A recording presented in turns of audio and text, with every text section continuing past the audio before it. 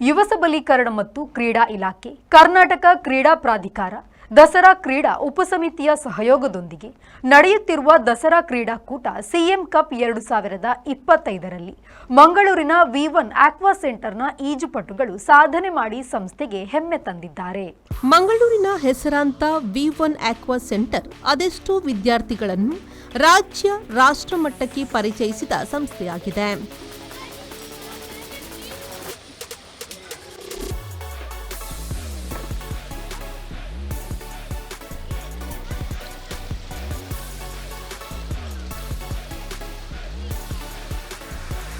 ಇದೀಗ ಮೈಸೂರಿನ ಚಾಮುಂಡಿ ವಿಹಾರ ಈಜುಕೊಳದಲ್ಲಿ ನಡೆಯುತ್ತಿರುವ ದಸರಾ ಕ್ರೀಡಾಕೂಟದಲ್ಲೂ ವಿ1 ಆಕ್ವಾ ಸೆಂಟರ್ನ ವಿದ್ಯಾರ್ಥಿಗಳು ಸಾಧನೆ ಮೆರೆದಿದ್ದಾರೆ.